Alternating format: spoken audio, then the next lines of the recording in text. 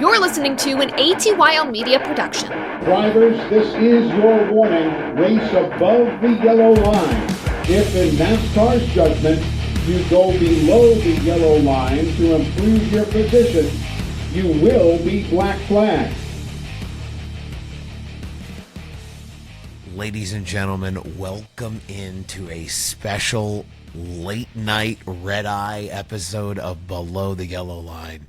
I am Sal Nicosia alongside of Buddy Pulley here late overnight to bring you S-tier NASCAR content fresh off the plane out of the airport from Las Vegas myself. If you can't tell, sounds like I was sucking on a smoker's pole for the last 5 days. It's been a rough weekend for Sal, but it was a great weekend out at the racetrack at Las Vegas Motor Speedway. So a lot of cool stuff happened. A lot of good stuff happened, depending on who you like. And one thing remained consistent this season, and I'm sure Buddy will be ready. Buddy knows what I'm talking about. We got another Connor Zilisch yellow. We're just jumping right into it. We'll get to it. We'll get to it. Buddy, anything exciting for you happened this weekend watching any of the racing action from Las Vegas? No, not much. I went out to, I didn't catch much of the O'Reilly's race because I went out to Ace Speedway to kind of scope things out before their season starts. Cup race. It was a good napping race. I dozed off at one point in the day, and then it came back on, and we finished her out. So I had a nice peaceful weekend. I'm sure you did too. Huh? I had a very peaceful weekend. It was peaceful. The most peaceful part of my weekend was at the racetrack, if you can believe that. I didn't get the chance to see much of the O'Reilly race. I saw that Sheldon Creed kind of gave Taylor Gray a number of chances, and then no more. It seemed like Taylor had been giving Sheldon the old blockaroonie down there on the bottom line for a number of laps, and he cleared himself down, and Sheldon said, "Oh, that's cool, dude. I'm going to keep going," and just clipped him just a scrooch and sent him up into the turn 3 wall. But I know Kyle Larson won that race. Just, seemed like a belt-to-ass performance in that car. Let me tell you, I heard a little rumor about this O'Reilly race. Tell me about it. I heard, and by heard, I went back and watched some of it. I heard that Corey Day, he was up there, Corey Knight up there showing us some muscle. Let me tell you, some crow was going to be Amazon Prime to both of our doorsteps had that boy won this race. I mean, it makes sense for him to now kind of come back on the comeback trail. So I'm glad that it wasn't a race that he got caught up in some mess. But yeah, I definitely would have had my foot so far down my throat if he would have won this race. It would have been something weird and wild. Yeah, that frog in your foot would have been far down your throat. He would have been right at home. Yeah, dude, O'Reilly's race. O'Reilly's still the race of the weekend to me, even though I sat in the grandstands for the Cup race. That facility out in Las Vegas too is something special. It's cool the way that track is set up. It really plays to the strength of the O'Reilly cars. Fast and loose, which is kind of fun. Very Las Vegas if you think about it. But Larson just absolutely. I don't know if anybody had anything for him. From what I saw.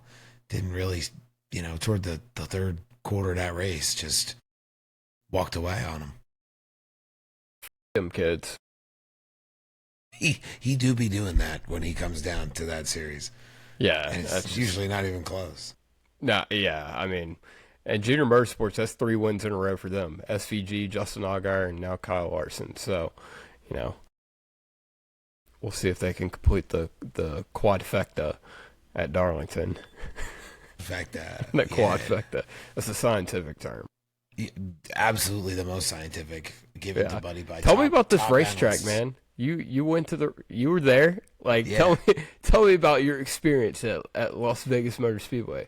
I'll give you the little rundown, the step by step. So it's cool because it's kind of on the very north side of the strip.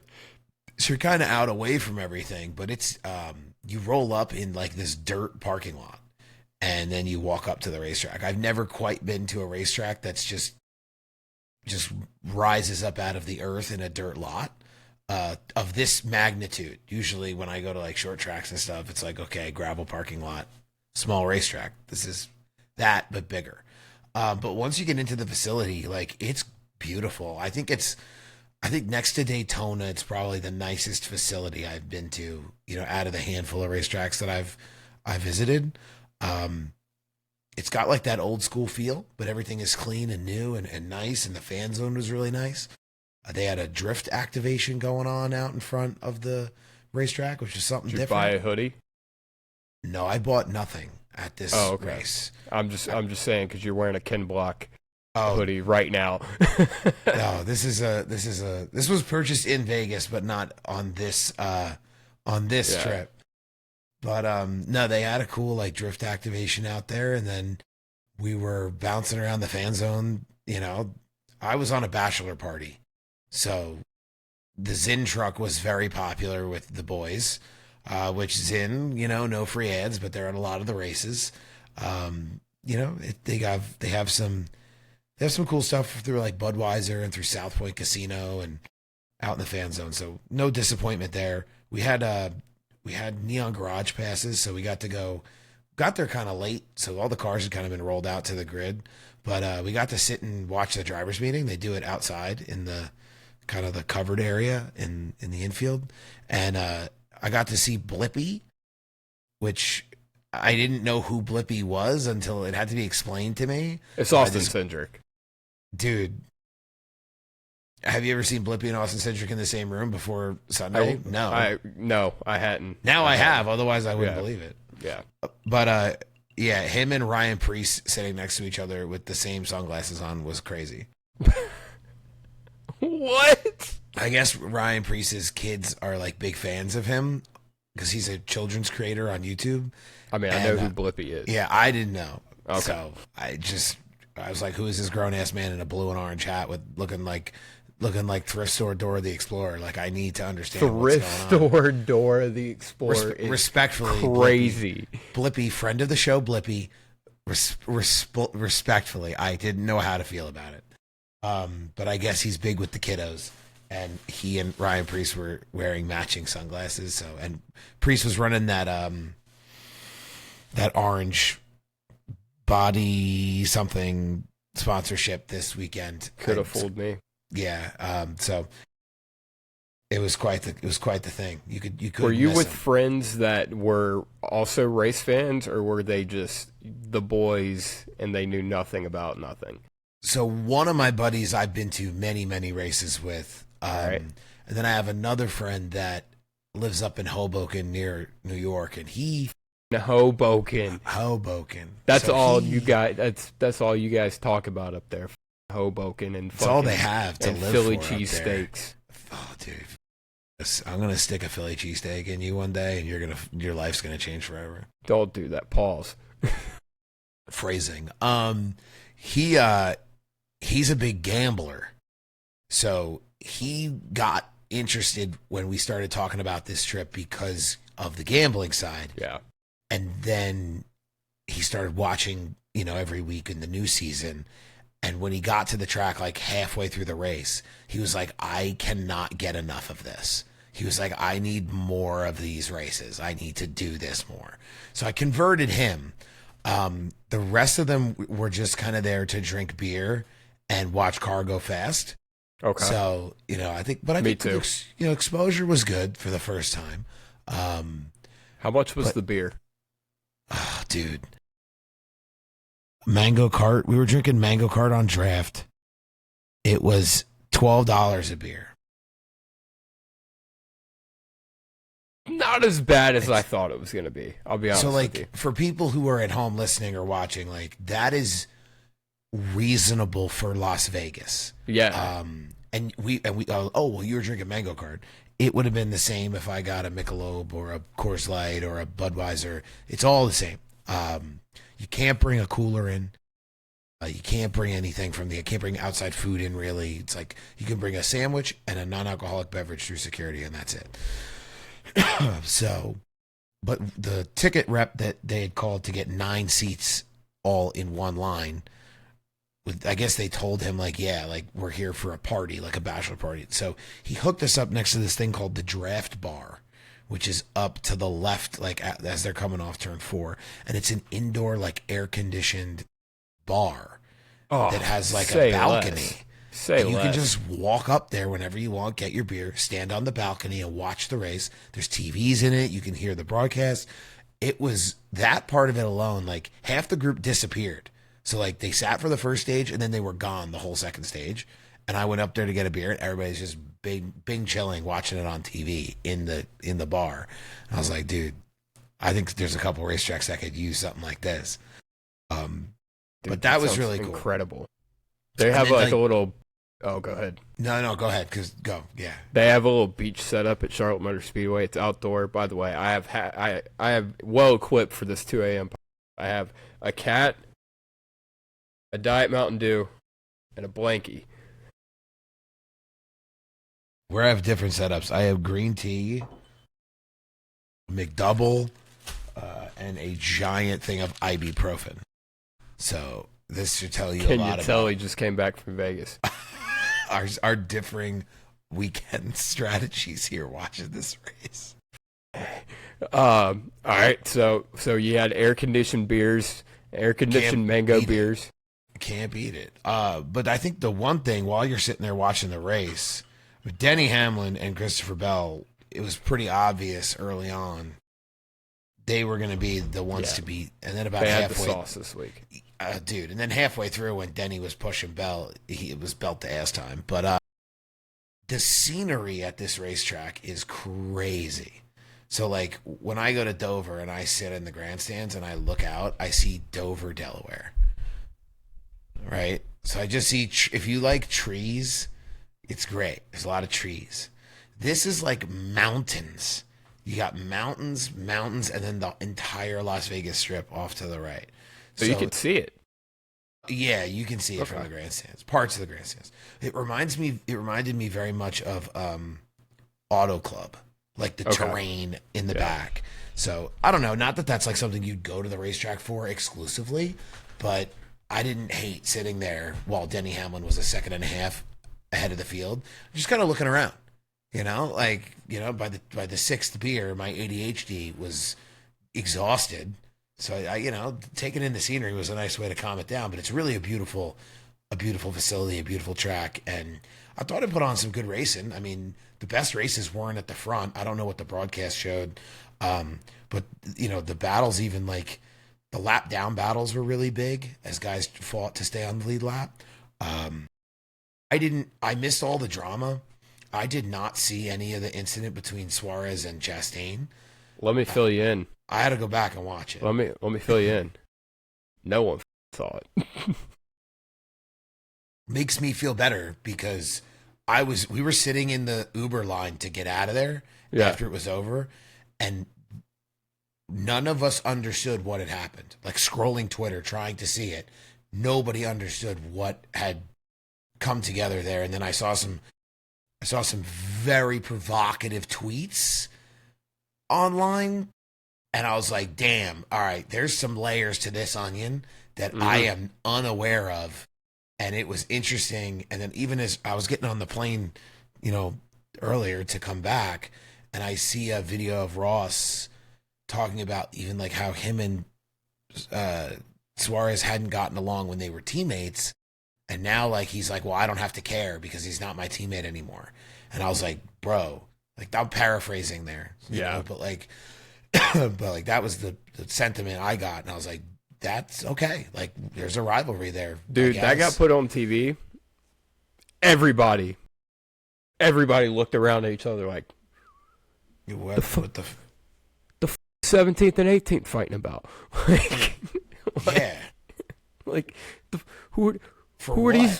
What is the subplot going on right now? There's definitely a subplot. This ex-girlfriend subplot going on pit road at Vegas. Dude, let me tell you. if there was ever a card in NASCAR racing, that is the card I'd be on. Ross Chastain versus Daniel Suarez in a knockdown drag-out fight. Oh, Crazy. dude, that would go nuts. That would go nuts. And in Vegas, too, Orlando Anderson would get his ass beat and they'd shoot Tupac that night. Like, I'm telling you, dude, hell of a card. I mean, who would you? Put him who up would we at, got? put Who him up would at we Mandalay get? Bay in the ring, dude. Dude, 100%. All right, who you got? Suarez or Chastain? Is this a boxing match or like a grappling thing, like UFC? This is straight. This is like Daniel used to fight in the streets of Mexico. I would take this Daniel, is straight up like whatever, like nothing, no weapons, no. They're fighting naked. Shit. I would take Daniel based on just pure like height. He seems like he's got like quite a bit. I mean, shout out to Short King Ross Chastain. He's got a couple inches on him. Short Kings, we love Short Kings on BTYL. We stand for them. But maybe low man wins, but I feel like if Daniel with that little extra reach could get out ahead early, he'd probably do very well if he could, come out strong. Daniel seems to think so as well, as he said that Ross wouldn't last 5 seconds against him in a fight. I think that's being very presumptuous. I think Ross would last longer than 5 seconds, but yeah, it would be it'd be a good fight. Like I don't think it would be a pushing match. It'd be a good fight if they let them go. I guess to get down to the brass, I mean, I guess it was, from what I saw, it was just a little bit of blocking and a little bit of like, not giving each other room, whatever. And then they had the Donnybrook on the backstretch with the race cars. I don't know what Ross was so like. Why he had what rustled his Jimmy so much. Like, they were rustled, indeed. I mean, yeah, Daniel came over there like pretty calm, and Ross just from the jump he shoves Daniel, and then he's in his face. He's like, "Get out of here! You got fired." Apparently, those were the words that were spoken. I know a little bit behind the scenes, not exactly what happened, but it could be interpreted a couple different ways. But I appreciated that, Ross was so upset, and Daniel made it very clear. He put his hands behind his back. He's like, "Look, man, I'm just here to talk. I don't know what the situation. There's definitely something that. Yeah.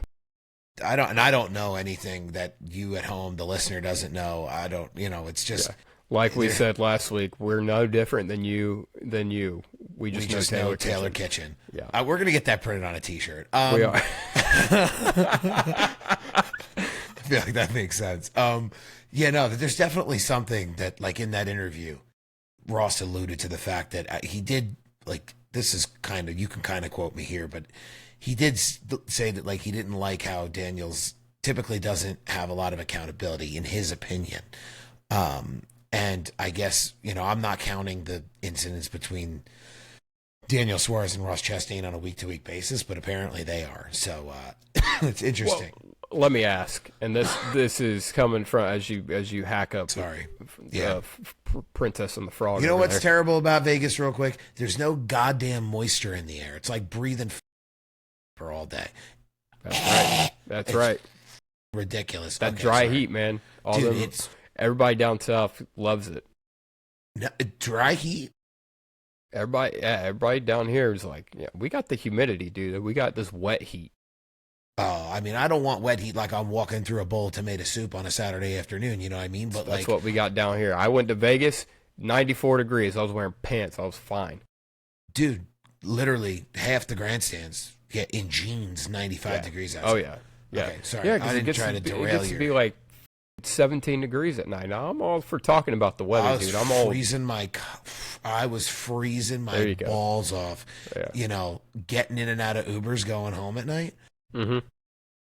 Dude, no bueno. Don't like it. Yeah. But yeah, I meanwhile back at the ranch. Now, would you rather have Daniel have no accountability, or Ross have the fake ass accountability he had in 2022, where he's like, man, I got to be better, and then he goes out and wrecks someone the next week? I mean, which are you taking? I feel like this is like the physical fight, and now we're here at this metaphorical. I mean, I would rather take what Daniel's selling me right now. I'd love for us to live in a world where Ross goes back to the way it was before they clipped his wings. I miss Ross, yeah. I don't, as fans, I understand why that situation happened, where the Hendrick team got involved and they all sat down as Chevy teammates.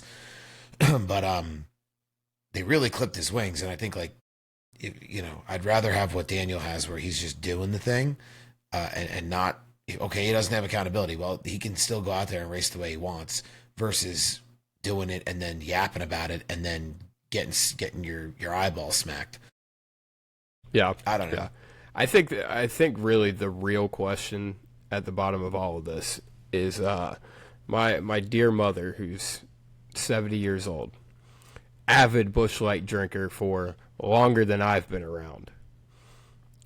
Biggest Daniel Suarez fan on the planet. What is her opinion? What is her take?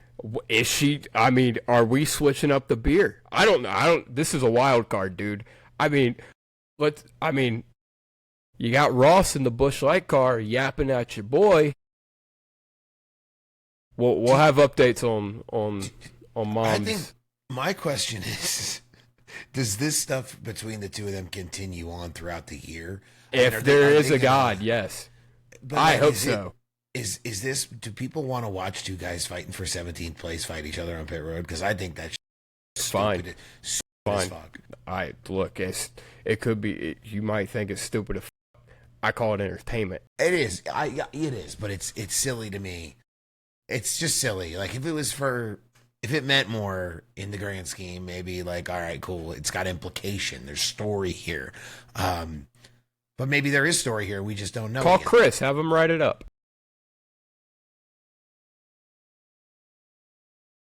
We'll make a story out of it, baby.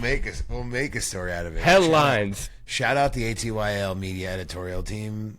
W's in the chat, because they're out here killing it like every goddamn day. But no, I think it's quite interesting that Daniel in a Spire car and Ross in a Trackhouse car, they're running about the same, which isn't good. Well, not terrible, but it's okay for one and not good for another. So. Which one of them teams do you think has the most momentum right now in terms of the direction they're trending as organizations? In your opinion, unbiased opinion, please. Look, man, both teams seem like they got flashes in the pan. Like, I mean, that's about it. I don't really see no momentum. We don't have a steady fire going. Like, they're just, So who's to say? Who's to say? I mean, while we're here, we're talking about Trackhouse a little bit. Connor Zilisch, Buddy's favorite driver, got done pretty dirty this week. Did he?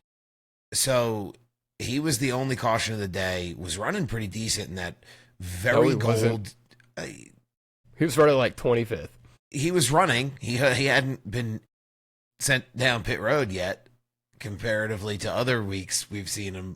He's getting his teeth kicked in a little. It's not the same, I guess, running to be from expected. Xfinity up. To be expected. But I guess Ricky Stenhouse was getting ready to make a pit road entry, and Connor had said over the radio he didn't see a hand out the window. No spotter had notified them. So he's coming out of turn 4, and the 47 just starts blowing it up, and he just got right into the back of him.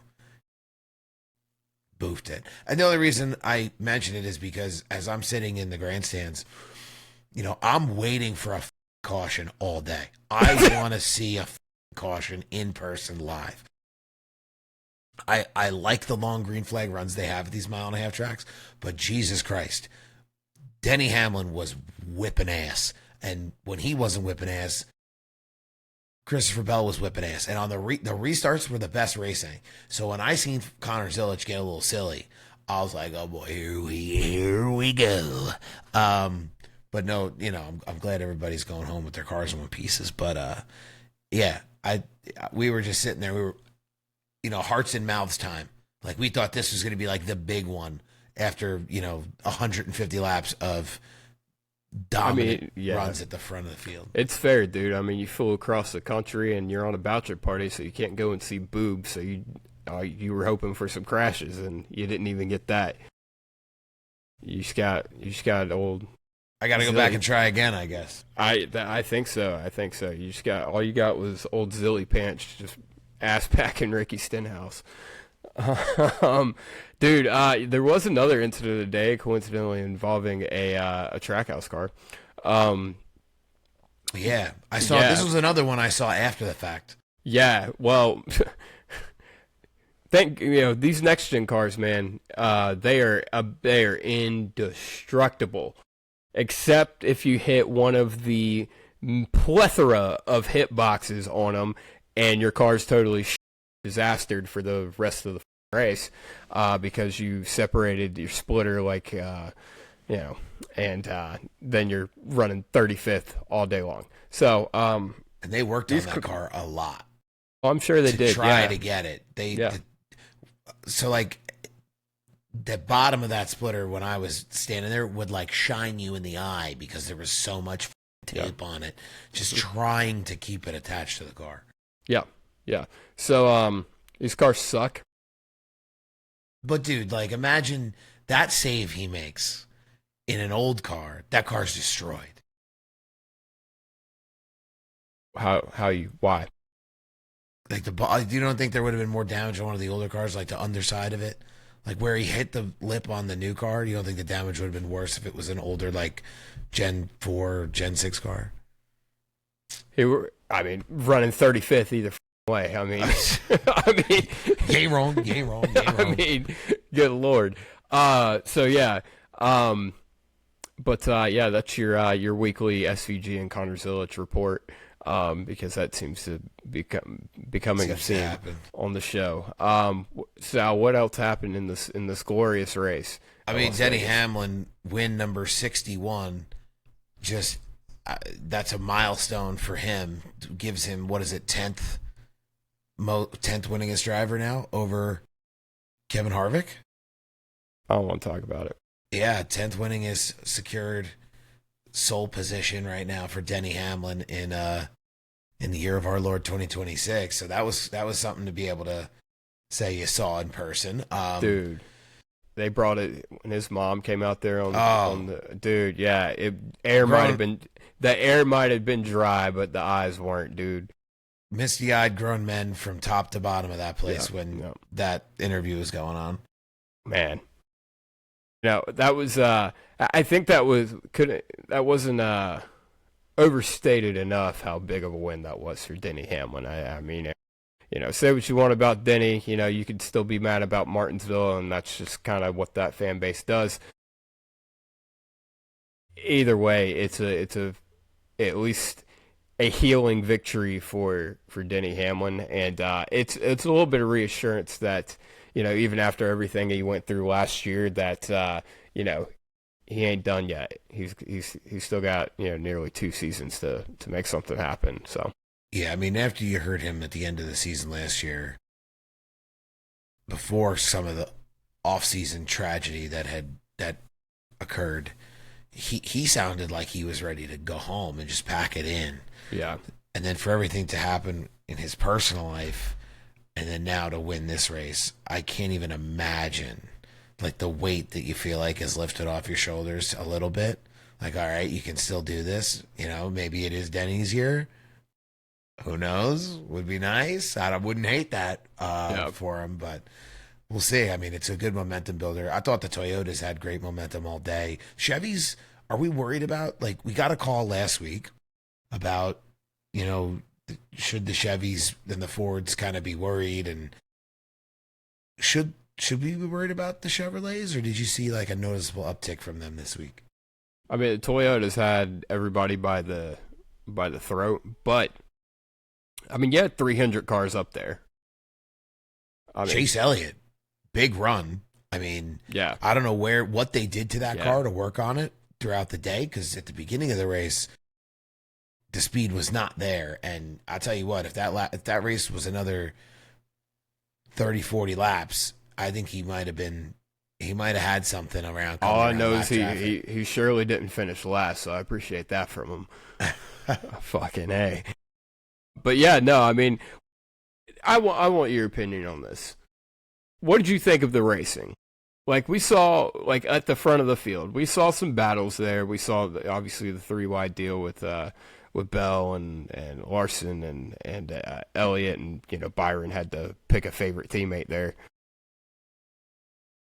What did you think of the racing? I mean, sitting there seeing it in person, the 3-wide stuff was noticeable. There was 4-wide at 1.2 going off some of the restarts.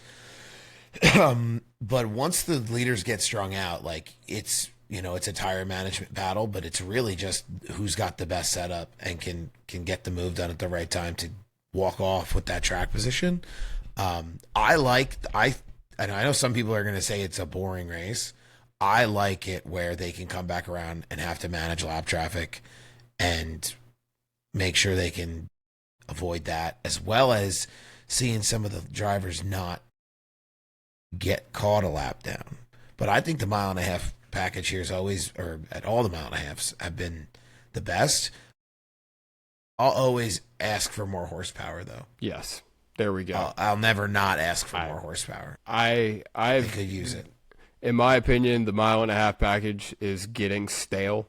Vegas is a prime example. It was the first one to kind of see a drop off in quality. I didn't think this race was horrible, but it was after seeing Phoenix last week and the horsepower and the combined with the tire, put on a pretty damn good show at Phoenix of all places. And then we come back to Las Vegas. You see this, this package we have. It's all the best parts of a 550 package, which is like saying, I'd rather get shot in the head and die instantly than bleeding out. So, I mean, take that with what you will. I hate this. I hate that we only have 670 horsepower because there's really no reason why we shouldn't. I would love for someone to explain that to me, and I can't wait for the Charlotte fall race to prove my theory even more when it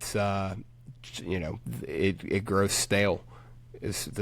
So what do you think the magic number is? You think it's just like a 750 horsepower package like they're doing? It's more than what we got. Well, naturally. I mean, if it was up to us, I got to see Sawyer and Steve O'Donnell up close this week. Oh, yeah? The urge to just shout to them, give us more horsepower. I'm trying to be respectful and professional and not be obnoxious. You're part of the media now. You have a voice. Listen, I don't want to. You're part of the industry. Your flight got delayed coming home. That makes you part of the industry. Apparently, that was a theme throughout. That was.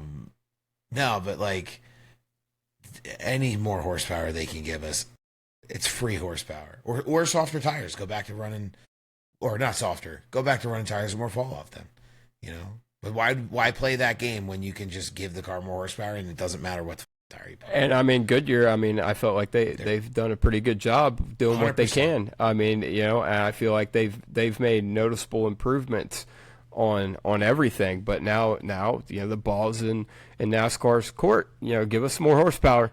We're gonna keep about it. Do you think it's a sanctioning body thing or a teams thing where the disconnect on more horsepower is? Give me that. Give me an address. Give me an address. I'll start breaking kneecaps. I don't know what it is. I don't know what it is at this point. But I just yeah. Again, I thought this was a fine race. It was serviceable. There were good parts to it, but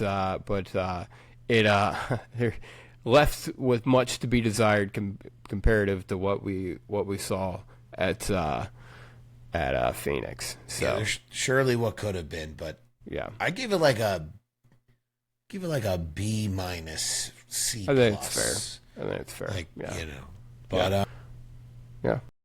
That brings us to some of like, if I'm of course I'm over here like side eyeing the points standings. I think it's time. I think it's time to have the conversation. Yeah. Okay. 2311 Racing. Let's just go. Yeah. Let's just go straight down. Yeah. 1-2 at the top. Toyota, Tyler Reddick, Bubba Wallace. Bubba Wallace is having an incredible start to this season. Worst finish is 11th. Like, if, you know, I don't know what has changed, and it's been incremental changes over the years, and it's only gotten better and better and better. And I think people have noticed that. This isn't new news. But I feel like we're here. We've arrived at something now where being able to not just be there, but maintain it for this in this new format. You know, he joked after he won the Indy, the Brickyard last year, like, oh, change the format. I can't win and I'm in anymore. Well, he doesn't need to because he's running great races. Now, I would like to see a little bit more speed out of Bubba. I'd like to see a little bit more speed out of Bubba. I'd like to see a little bit more speed out of the 2311 altogether. I think they still need to take that next step if they're going to stay atop the standings. But I think Gibbs and Hendrick, once we get into the meet, they're gonna do what they've already done, and that's dig themselves out of the hole that they were in after the first couple of races. 100%. Yeah. Ryan Blaney, you know, that win at Phoenix gets himself pushed up there to third in the points. Denny Hamlin with a big win, up 8 spots in the points now to 4th position. Sheesh. That's a big jump, hop, skip, and A. So looking good up in 4th. Chase Elliott with that P2 in Vegas. Good run of speed. He does drop down 1 position, but that gives you, you know, 3 Toyotas in the top 10 and then a Chevy and a Ford. So everyone kind of equally represented, but the Toyotas are, them cheating Yoders are doing something special. Joking. And then you start to kind of wander down this list. Christopher Bell stays put in 6th. I thought he was my pick to win that race. Him and Ryan Blaney, I thought had the best shot in Vegas, but yeah, almost. The sportsbook loved that they didn't win, at least my group of guys. Kyle Larson and William Byron, the Hendrick teammates, 7th and 8th. This was part of what brought me to the point standings in general, is that RFK really had a strong day under the radar. Yeah, they did. Chris Buescher, you know, in 9th in the points now. Rounding out the top 10 is Ty Gibbs. And we're going to keep going with this RFK thing. Just give me a second. Joey Logano drops 4 spots for 11th, but here we go. 12th and 13th. It's Brad Keselowski and Ryan Preece. Keselowski up 4 spots. Ryan Preece up 5 spots in the points. So, you know, sneaky good, having some good results come together. That program, you know, I don't know how Brad's out there with his up leg and, you know, walking with a cane and shit. He's still doing Brad K shit, you know what I mean? Dude, the Penguins out there putting that money to work, let me tell you. Yeah. No, I mean, I think RFK, at least these are showing signs that they've taken a step in the right direction since last year. We saw them take a dip in performance. I don't know if that was out in the 3rd car or what, but it seems like they've taken a step back up to where they were, kind of that B tier echelon with 2311. You mentioned the guy in there. I think it was just outside the top 10. Just outside. Just a bit outside. Just outside the top 10. I think his name's Joey Logano. Yes. And he ran like hammered ass at Las Vegas. We are now starting to see the effects of no playoffs. Yeah. Because now now we have to pay attention to the points. And now he can't just have a 17.1 average finish and win a championship. He's going to run 11th, and guess what? He's going he's going to limp his way into the chase, with no cane, and Brad's going to limp his way into the chase with a cane, and one of them's going to come out the other side 10th and 11th, and we're not going to say much about it. So just I like it better. I mean, Joey Logano fans will not be happy, but they need to demand more from that program for him and get better results. You need to be better. You need to be good at more than just 3 races a year. And it's crazy that you say that, and it's like, it's so true. They have such a system set up. They had a system set up for the playoffs where they could check their boxes, and just, I'm not saying they weren't showing up 100% to every race, but they had something special. They weren't. No, I mean, no, it's not men's sports. They absolutely were not showing up. They were hedging their bets for racetracks they knew they wanted to win at, typically Penske affiliated racetracks, and slamming and jamming. Ty Gibbs, though. It's over. Yeah. Ty Gibbs. 3rd straight top 5. Ty Gibbs is starting to make some folks eat crow, I think, a little bit. Yeah. He still should be a driver who we're looking at for, some winning pedigree. I know he's still chasing that first win, but knocking on the door. This is how you do it. Yeah. This is how you do it. I mean, knocking on the door more than he has. I used to say death, taxes, and Ty Gibbs winning a cup race, and here he's right there. He's right there. After a big incident, too, at the dirt track, which I don't know if you saw that, he went end over end into the catch fence. Car, pulls itself apart with him sitting in it, just flying into the catch fence. On what is it, Friday night they do the dirt race, the high limit? Whatever night I wasn't there Friday night. Whatever night they do the high limit, but I was a little worried. Like, okay, he's going to come out on Sunday, and like, does it make a difference that he got in that wreck? Apparently not. So locked in. Good for Tiger. Grandpa got him a sucker, and he kept on going. All right, who we got? Who's after? Where we leave off? Michael McDowell, Carson Hocevar, and Shane Van Gisbergen wrap up the top 16, which is your essentially your chase drivers at this stage. So Michael McDowell dropping back 6 spots, Carson Hocevar back a spot, SVG back 11 spots. So I you having rough weeks. It's like we said, it's a ladder up and a slide down. So if you have one week or whatever that just isn't working going your way, it sucks, but not out of reach for any of these guys by any means. Micah McDowell, I think, is a guy that I'm not surprised by the drop. Carson Hocevar, not too surprised either by it, but I expect Carson to at least be contending for a chase spot, if not up a little bit higher in the points. So and that's been the deal with Spires. Like they'll be on the fringe of victory, and then they'll kind of have these weeks where they're nowhere to be found. And I mean, and that's the same with going back to the comparison, same with Trackhouse. And you look at Daniel Suarez, he's tied with SVG in points. Who's under Daniel in the 18th? AJ Allmendinger. Okay, and they're tied too, spots. Right? Yeah, they're also tied. The next one that isn't tied is Zane Smith in 19th, and then Ross is rounds out the top 20. I'm not going to go through all of the drivers' points, but I will say there's a handful here that are below 20th that stick out to me, and I just have to say it out loud. Just somebody please come save Kyle Busch. Somebody just get the helicopter, get the lights on, call the emergency services. He should have just stayed home.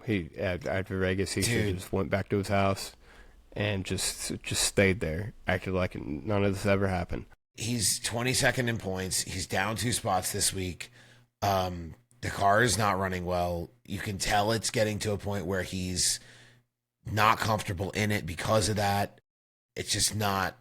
It's not good. The Kyle Busch Stockholm Syndrome subplot is insane. Insane. Is nuts kebab. Chase Briscoe. Where's Chase Briscoe at? That was the next one. Chase Briscoe is in 26th in points right now, up 7 spots, which isn't really saying a ton, considering he should be up contending. He's going to have to continue to chip away. I think he's still got plenty of time as long as he's, not having issues later on in the year, but I don't know. Is it scary hours for the 19 team if you're looking at this and you're like, okay, we really can't afford to have too many things happen to us. If he has another couple blunders, he's done. Like, he's done for the championship. He'll make the chase. I am having a hard time believing he's going to be able to come back and be in a.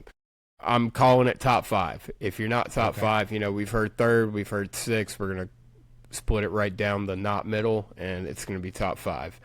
And I have a hard time believing he's going to hop his way back up there. So we'll be seeing you. And then there's only the other driver I want to mention here also, or well, 2 really, but Josh Berry won this race last year, so I feel like I kind of have to mention this. The car, he won that race, a product of the playoff format, gets himself in. That car ran on rails at this track last year. It was unbeatable, it felt like, at the end.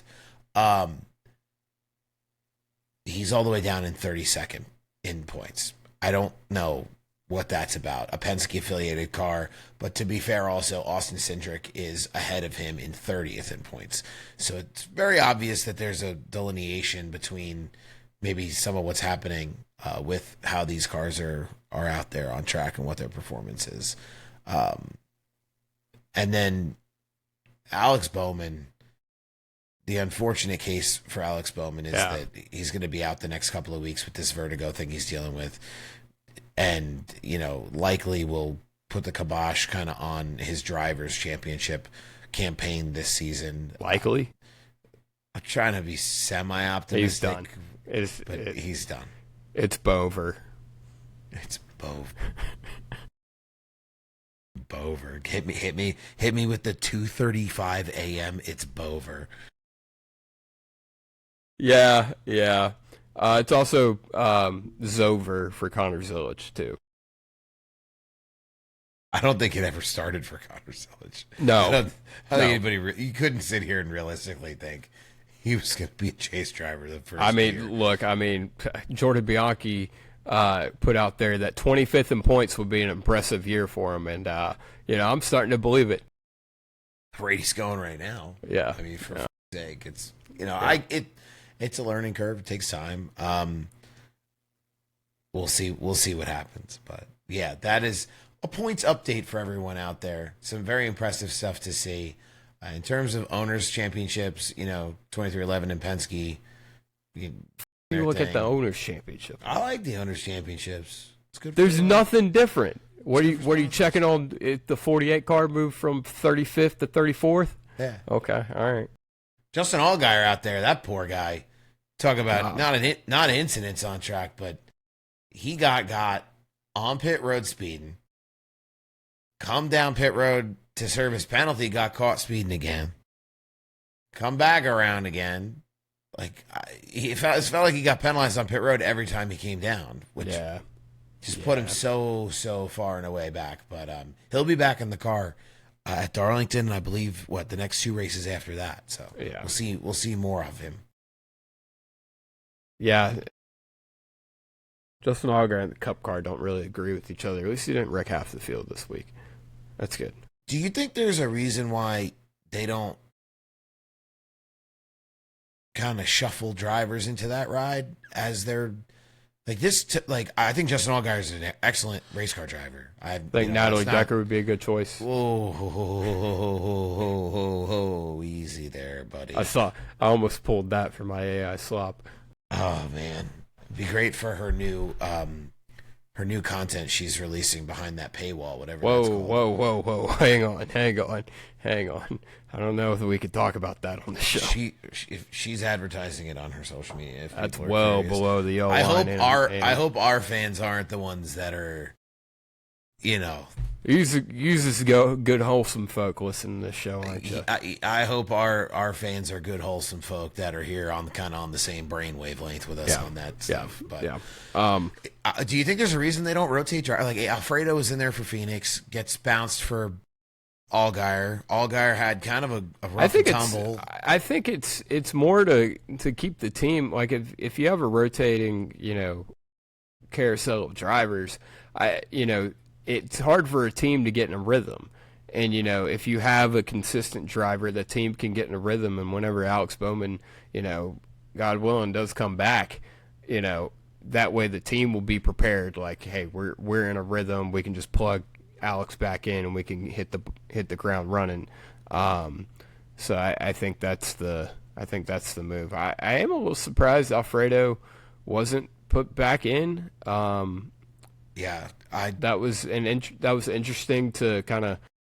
I mean, it makes sense. Allgaier's a little bit more experienced, but it was just interesting move. Interesting move. I was curious about it just based on even the recent finishing positions in that car. I mean, they've been wrecking that car, but the 48. I mean, with Alfredo was going to finish top 10 seemingly at Phoenix. We'd like to think that would have happened, but I don't know. I'd be curious to see if it continues to be Allgaier if they do decide to shift things up, depending on how long we see Bowman out for. Which I love purple Bowman merch. I have one in the closet, not that same one. But I'm wearing my Bowman shirt. Yeah. So I'm curious to see if they decide to do anything there, but yeah. All right. We didn't do a voicemail segment this week because Sal was kind of unsure when he would be back from this trip. So we left it up in the air because it's already late enough in the week. That's right. Yeah. Look, hey, it's just me and you this week. Me and you. We had to get together and lock in. Two of us. Yeah.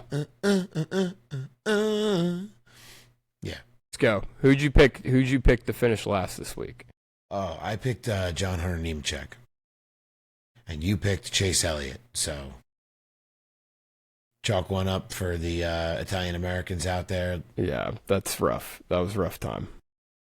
That gives Sal the lead with 3-2. I will update the scorecard with a 3-2 in the who's going to finish last championship points. Yeah, we gotta go back to the drawing board here at Buddy Pulley HQ. It's not really working out for us too well. So yeah, we gotta get things back on track, or it's gonna be Bover for us too. Yeah, it's gonna be Bover is the craziest shit I've heard. Yeah, that Legacy Motor Club team, they've been streaky, hot and cold, but Eric Jones finished in 20th, John Hunter finished 21st. I don't know. Be interesting to see if they can kind of put some better, more consistent performances down on track. Eric Jones is kind of the Darlington guy, or not Eric. Well, yeah, you're right. Yeah, he's the Darlington guy. Rick Darlington. If every racetrack was Darlington, he'd look like Michael Jordan. It's unbelievable what he's been able to accomplish there in his career. Yeah, even when he was in the 43, even when he was in the car for formerly Richard Petty and GMS and all that, I don't know, just was always good here for Joe Gibbs, for everybody. So that maybe there's something to look forward to this week, but I'd love to see Legacy get a little momentum, do something, give us a little sign of life. We love Rick around these parts. Hell yeah, brother. Yeah. Let's see. I don't have too much else in terms of the Cup Series. Is there any other stories or talking points or things you wanted to hit? I don't have anything, man. Like I said, it was a good napping race. We had some good times. I do have an AI slop of the week. Oh, give it to me, please. All right. It is a more of a meme, but it did fool some folks. It is a interesting picture of Carson Hocevar. He is not wearing a shirt. Oh, he's boy. displaying a brand new pec tattoo that is Dale Earnhardt's face.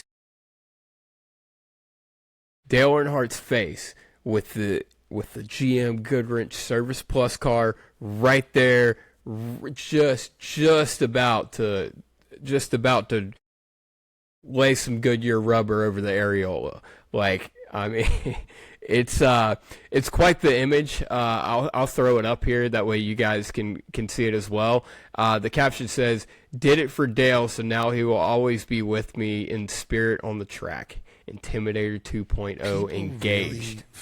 Really believe that shit. People 100%. There were some couple grandmas in there. What a nice young boy. Put a shirt on. Let's see. You ain't the real 3. I was waiting for that one. I'm surprised that wasn't the first one. Exactly. Angel Eyes, okay. Can't quite. Out in Storm.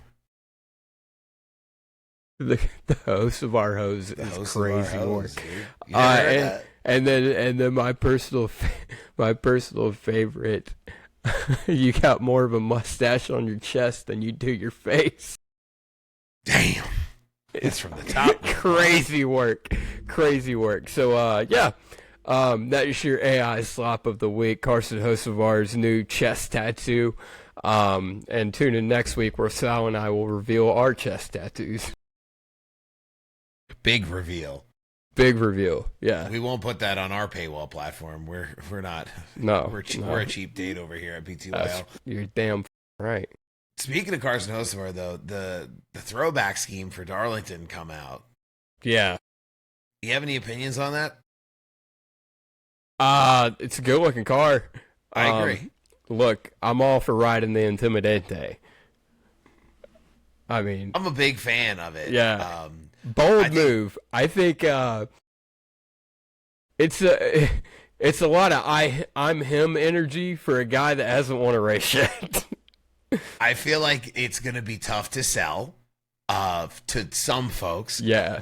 Is it cool? Absolutely. Is it it's one of the best throwbacks in a long time. Yeah, it's definitely one of the better throwbacks in general, but it's one of the best Wrangler throwbacks. Like I heard Dale Jr. talking about it on the download too, where like they made that same car for Martin Truex in the Busch Series, the Second Chance days, and to me it looks better on the Busch Series car than it does on the Gen 7 car. But well, of course, so do most paint schemes, but that's a different conversation. But just something about the blue and yellow like that with the stripes, like the vintage throwback. I get people are like gonna complain like he shouldn't be doing what Dale did, not winning races. It's still cool. It's very much wearing another man's jersey on your back energy. And it's a lot of that lately too from them. I'll be honest with you, I did not like the black one, the black car they had. Dude, they released a Hurricane Hocevar shirt where they got the black Chili's car on there. But, I saw it at the track. But it's a Monte Carlo. Incredible. Yeah. See, like you're to me though, like you're not him though. You're not. I get you're it's right. Not like you're if right. I wanted to buy Dale Senior merch, I go buy some Dale Senior merch. You know what I mean? Like I don't. You gotta. I was looking for like a rhinestone cowboy piece of merchandise this weekend. I couldn't find it worth the piss. That fire suit he had on this weekend. I don't know if you've seen that. Yeah. With the tassels and shit on the back of it. Dude, you sell me a T-shirt that looks like that fire suit, I'm buying it right away. You get your ass beat up there in Hoboken. I don't give a damn. I'll wear that Chili's. I was eating Chili's in the airport today. I'll wear that to Chili's. Proudly. Yeah, you were. Yeah, dude. That was a wild choice before getting on an airplane for 5 hours, but I'll tell you what, it worked out. But what'd you eat? What'd you have? I just got some chicken crispers. That's all I got. With some honey regular, mustard. Regular? Yeah, just regular. I felt like sauce, I don't know if y'all ever been to Vegas?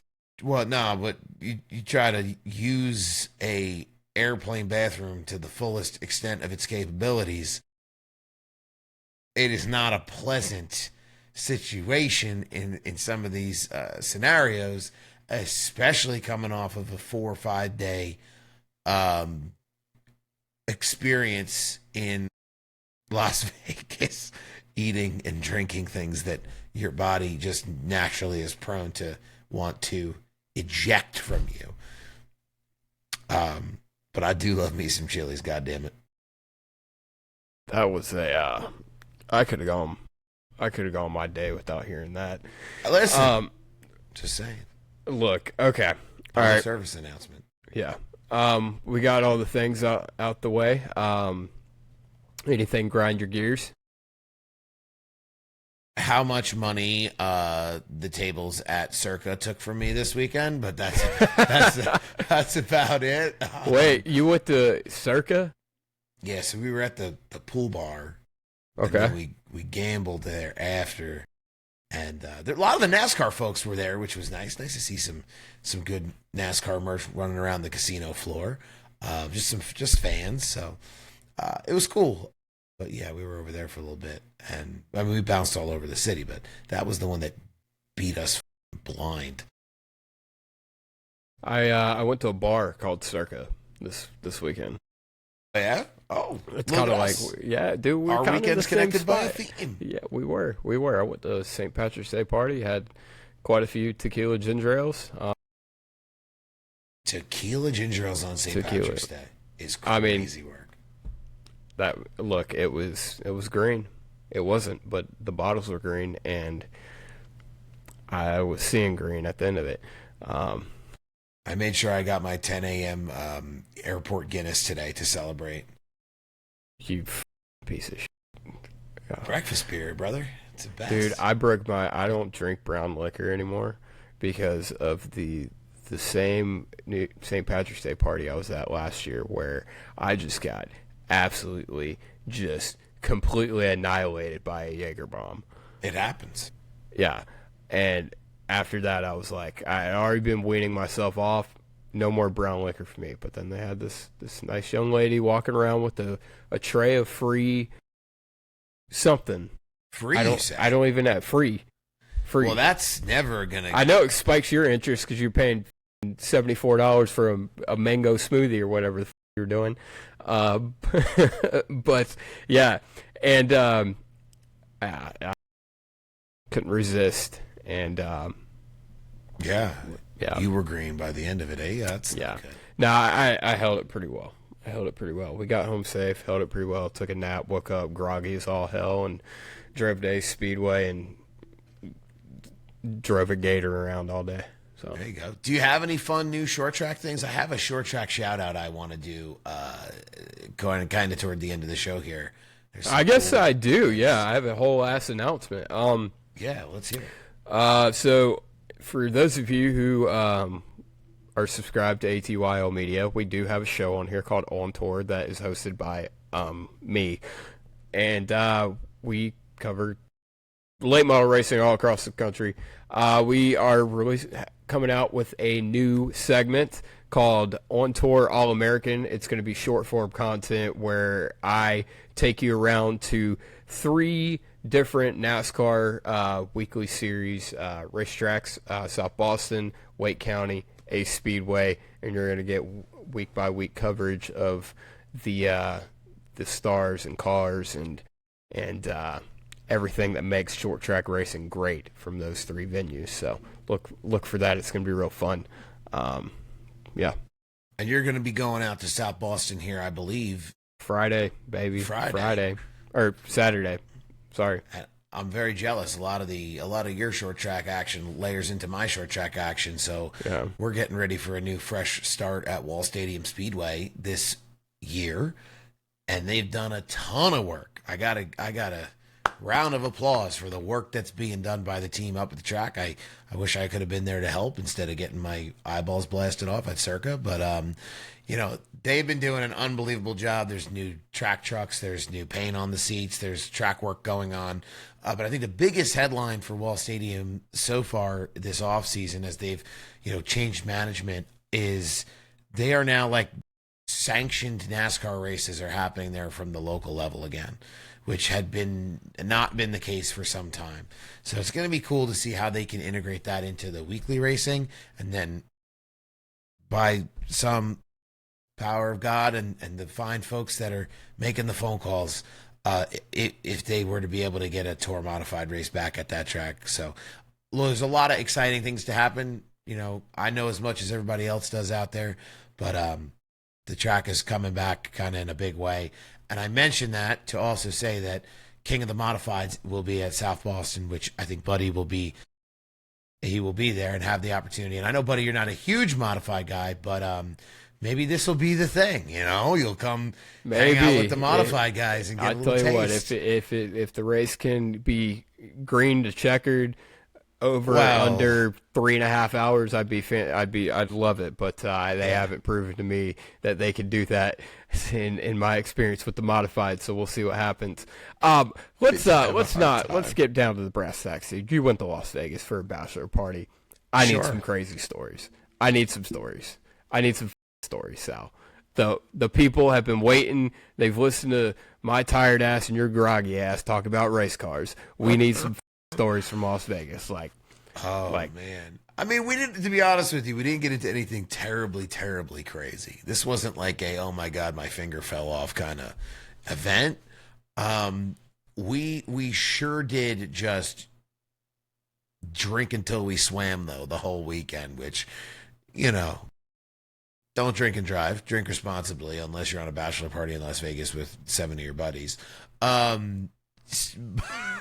We had some wild times at the tables. I think we just really leaned into our degenerate gambling side, just ripping cigs at the craps table. Throwing dice across the casino. Like, none of us had played craps before. All of us had to figure out how not to get it. They don't love it. They don't. Did you get approached? No, I only missed once, and it wasn't a big miss. It skittered over the edge, like over the lip of the table, which it happens. But we spent a lot of time gambling. I don't know. We did okay. Did okay. I came home. So how much you lose? I came home with money. Whoa! I did. I can't speak for the rest of the group, but I came back up, which, if you've ever gambled anywhere, is breaking even's a big win. So, we went out to a bunch of dinners, and we almost fell through the sidewalk into an electrical box walking. Wait, hang on. That was a good one on the sidewalk. So we had 7 drunk guys almost fall into the sidewalk. We went to Fremont. Fremont's probably the craziest place you can go, just to see some of the wild people that walk around that neck of the woods. What's Fremont? Fremont's like Old Vegas. Okay. It's a strip away from the strip, and it's small with there's $1 minimum tables, $3 minimum tables. Versus if I went into the Bellagio, on a Monday at 4:00 in the afternoon, and there was a $50 and $100 minimum table sitting next to each other. So they don't want poor broke boys like me stinking up the Bellagio when I could be over at Benton's on Fremont Street, chain smoking cigs in what looks like a bar but has tables in it. Great, that's my kind of place, though. But yeah, we didn't get in too much trouble, thankfully. Nobody got lost. Nobody has any cuts or bruises, really.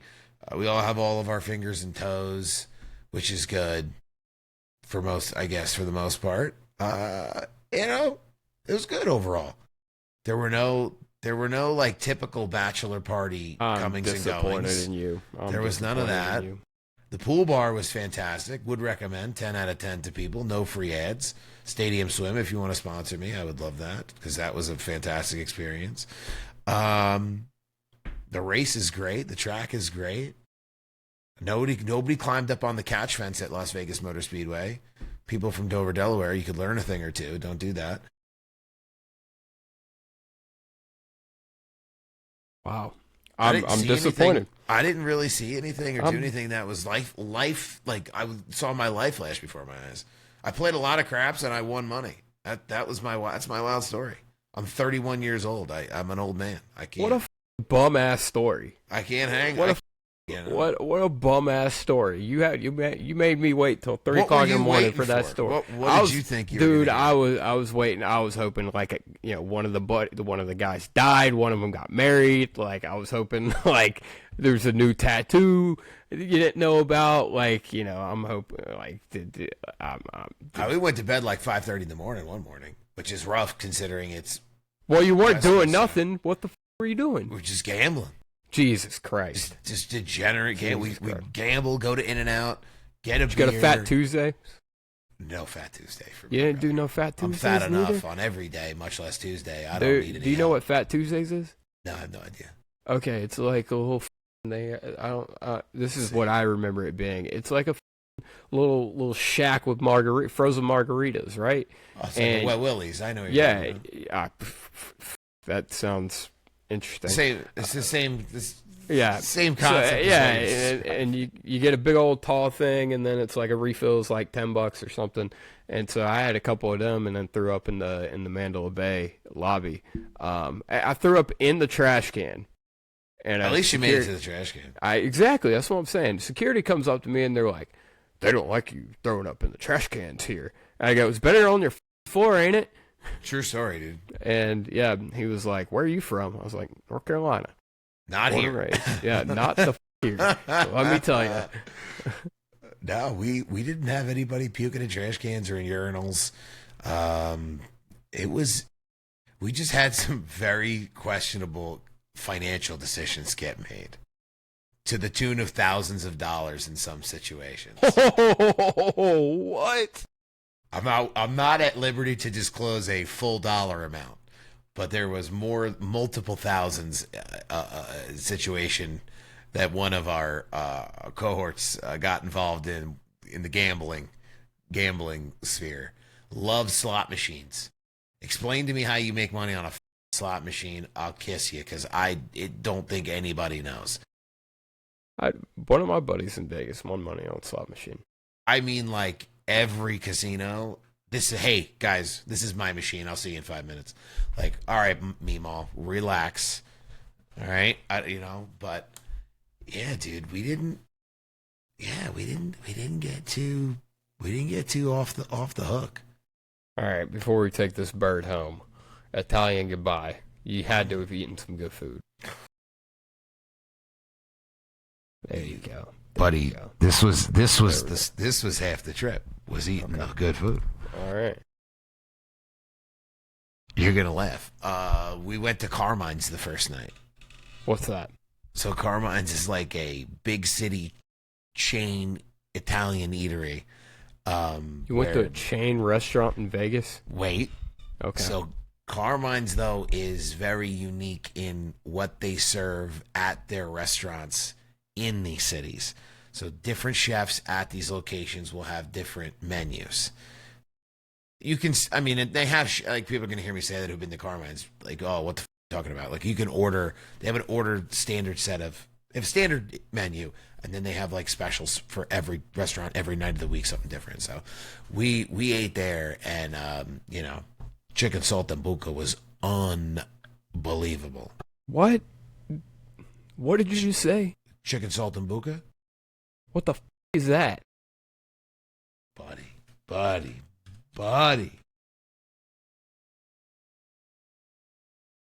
I want to make sure I get you. What in the f*** is Vincenzo, like?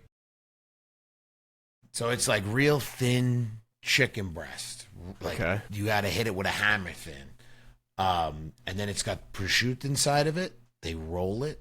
Again? It's like very, very high quality fatty ham. Okay. That they roll inside of this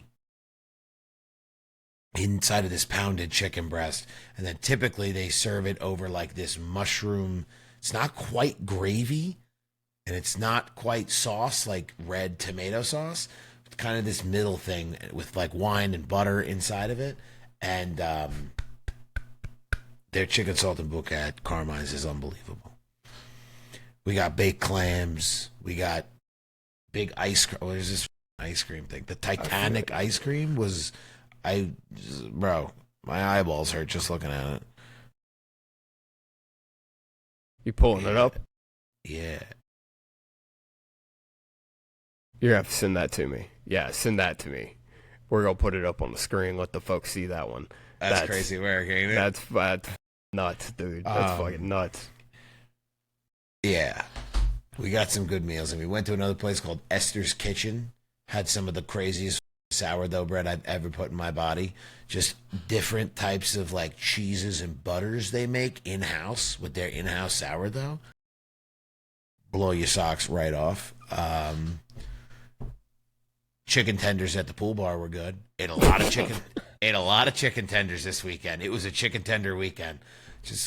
And then I love In-N-Out. That's what I think when I think Vegas. I think chicken tenders. Bro, you got to, bro. It's a staple because if you're like drinking beer all day, you need something that's gonna, coagulate. You need protein, low energy, but you also need that breaded fried shit in there, kind of balance out what's going on. I don't know. I think they're a good little, little pull cord. Rip the pull cord when you need. Real men don't eat when they drink. That's how you fall down at the pool bar and blow your knee out like I did. There we go. There it is. There it is. We also got like they do like it's not really bottle service, but you know how they all come around the sign about it? Yeah. So what color's your knee right now? Half of it's red. Half of it's red? Okay. Half of it's red. Is it like a shade of red that could be considered purple? Like I don't need to see it. Not that bad. It's not that bad? Oh, no, you said you blew it out, though. It hurts like a... Yeah, you run around there like Brad? I was trying to run around, do my best Brad K impression. Oh, yeah? Yeah. Yeah. But they bought the thing where they come out with the bottles and the sign, and on the sign it says, raise hell, praise D, because they ran out of letters to say Dale at the end. But we were right there for a raise hell, praise Dale bottle service experience at Stadium Swim.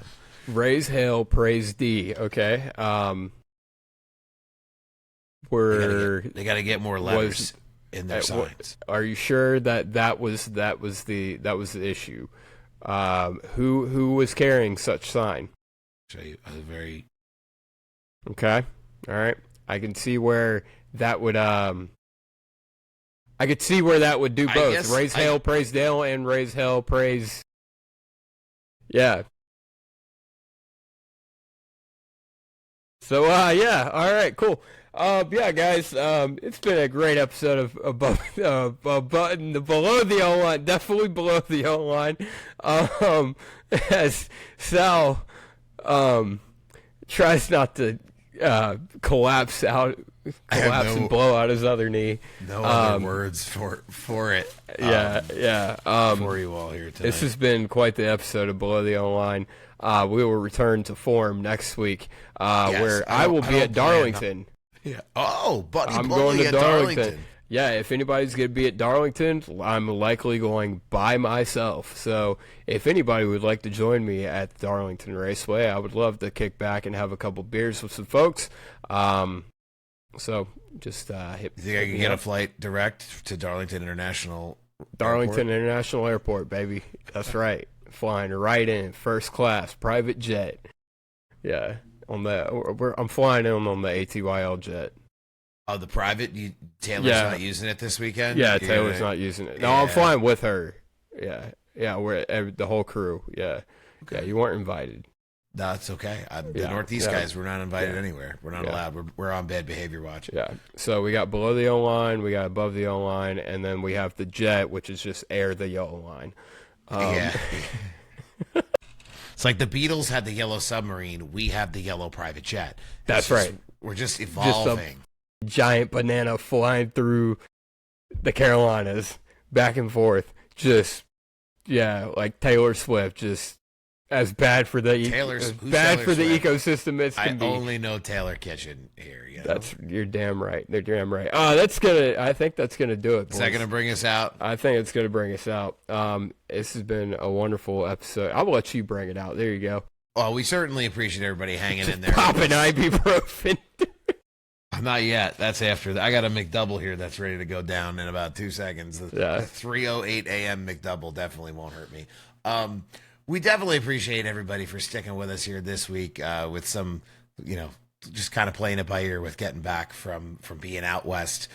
Can't speak highly enough of what's happening out at that racetrack. That race was a ton of fun to be at as a live event experience in addition to seeing the racing. So if you ever get the chance, highly recommend. But yeah, exciting things happening at Wall. Exciting things happening for Buddy with Ace and with at Ace South and Boston. Nope. I was thinking of something else. At Ace, South Boston, and King of the Modifieds, as well as all the other events that they're having there, and then Darlington. So Buddy's got a stacked schedule, but we will go back to our regularly scheduled formatted program when we're not recording episodes between 1:45 a.m. and 3 a.m. So we'll make sure we don't give us your worst reviews this week. Save your rave reviews for when we're awake. Make sure you call into the show anytime. You can find the phone number. I don't have it in front of me. You can find the phone number on our social media. We post every week before we go to do these recordings. So leave your thoughts. Tell us some of your craziest Vegas stories. I would love to hear what people have done out there, whether you're there for the race or not. Tell us some of your craziest Darlington stories. I'd be interested to hear that. Or you know what? We should just make this like a weekly thing. If every week, if you've been to this racetrack, give us a little nugget. That's right. Give us a little nugget of what your experience at the track has been like, crazy or whatever. We'd love to hear it, and if they're appropriate enough, we'll play them on the show. The bar is very low. Yeah, we have a lot of bend before we break in terms of what we can work with. So let us have it. But all that said, Buddy, you can find Buddy at the Buddy Pulley, host of On Tour, host of this show here, Below the Yellow Line. Find us at Below the Yellow Line Media. You can find me at Slide Job Sal each and every week right here with Buddy hosting this show. And we will see you all next week after Darlington. Praise hell, praise deep.